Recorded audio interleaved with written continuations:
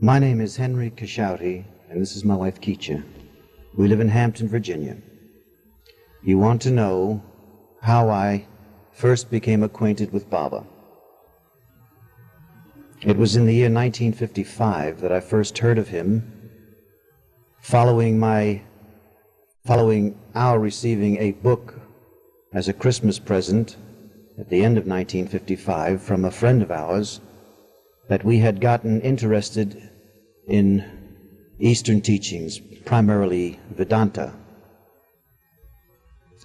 I would say that the real introduction to the East for me was the Bhagavad Gita. After I read the Bhagavad Gita, I learned about the Vedanta Society in the United States, and I read every book I could get from them.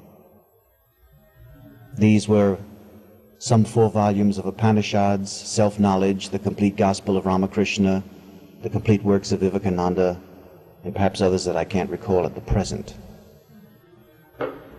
This friend of ours that we had interested, whom we had gotten interested in Eastern teachings, sent us the book.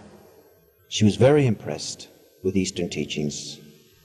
And the book she sent in the fall of 1955 was God Speaks. I don't think there was but one place in the entire United States, one bookstore that is, that carried this book at that time. She had found it and she sent it to us. I received the book at my office. I believe I read no more than the flyleaf, looked at the picture on the cover, and I may have called my wife immediately after that, and in any event, I called New York City, talked with this person, and I said something like, "Liz, find this man, he is the one." Sometime after that, a month or 2, we again heard from this person in New York. She said she had gone to the publishing company, Dodd Mead, and was informed by the publishing company that Meher Baba had been in the United States in 1952. They did not expect him back. At that point, I wrote a special delivery airmail letter to Baba, said something like, "Dear Meher Baba, I have your book, God Speaks. It has a great meaning for me. I want to meet you, and I don't think that's impossible." I received an airmail reply informing us that Baba would be in New York City the following May. So in May, my wife and I and our friend in New York, her sister and her sister's daughter, all made arrangements to meet with Baba at the Hotel Delmonico. I remember that Keisha had been instructed by her mother to buy a dress for her brother's engagement party. And because of that, I had been able to get in to see Baba before she arrived at the hotel. As I was waiting to go in to see Baba, of course, there were all sorts of thoughts in my head. I heard many different ideas from many different people. I was somewhat new to this business, although the Bhagavad Gita had a great deal that I could relate to in it. It seemed to cover values that I had always felt to some extent, crystallized, clarified so much, that had been there in me, but had been basically dormant. Well, I can't really recall what went through my mind as I was waiting. But finally the time for me to go into the room where Baba would receive each one of us came, and I can recall walking through the door, seeing him in a semi-reclined position, smiling, and my impression of him was, here was someone that was so very familiar to me. Remembering back, I would say that this person was someone I would have no difficulty telling anything at all about myself to him, though I saw him only for the first time.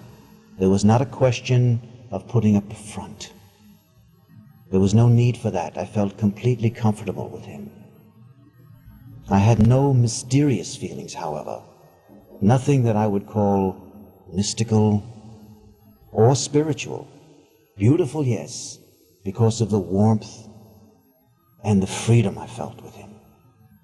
I could push aside everything else that was in my head. He has, from that point of view, although it was not until I became familiar with what Baba himself said about the spiritual hierarchy, the spiritual facts of life, the purpose of life, it was not until I familiarized myself with his own teachings that I could relate my own experiences and insight in those terms. But at that moment, for me, he was the authority. That's the way I would look at it. It was the authority. I was once asked how I knew he was God, and my reply was, I did not know he was God. Baba said he was God. I had no difficulty accepting Baba's own statement that he was God, although I would have a great deal of difficulty accepting that statement from anyone I had ever heard about before or had met or seen before. When Kicha arrived at the hotel, we had not been married too long, but from past experience I can recall that a great number of facts sort of escaped my memory, so I think it would be a good idea if I could borrow Kicha's memory for this so that she can say what happened. She has a good memory, and I'm sure that maybe some of the things that I've already said may not have been quite accurate, so I'll try and get her to fill in for me. That's called passing the Baba buck. When I got to the Delmonico Hotel, Henry was supposed to have met me there at a certain time so that we could go in to see Baba together. But when I got there, it had already been in. And only once. And I was really irritated because I thought, the one big thing in their lives. And here he went on without me. So we saw John Bass in the little anteroom before you went in to see Baba. And John just walked up, introduced himself while we were feeling irritated at each other, and began talking to us, and right away captured our attention and interest. And he was very fascinating, although at times difficult to understand. And we sort of waited around, and then someone announced, is there anyone who has not been in to see Baba? And John says, these two people haven't been in to see Baba. And then Henry very quickly said, well, I have, but my wife hasn't, and I don't know if I can go again. And John said, well, come on, I'll see that you get in. And he walked us over to the door. And we stood at the door of the room that leads into where Baba was sitting on the couch. And as we stood there looking at him, there were people all around Baba, and he was directing somebody to do something, and somebody was getting up, and finally he looked up at us, and he put both hands on either side of his face and went like, oh, wow. Something like this. Yeah, it was, so it was just like, I don't know, like Henry said, a very familiar kind of a person like we'd known before and had experiences with before, and it was sort of a remembering on our part that we had known Baba before. And we walked over, and Baba moved over, and he signaled for me to sit next to him, which I did. And I was sort of like in a daze, because it was like a wonderful dream or something. It was so pleasant being there, and it felt good to be in Baba's presence. Immediately felt good. And Henry sat or squatted in front of Baba on the floor. And then, without taking his eyes off of my eyes for an instant, Baba knocked an earring off of my ear.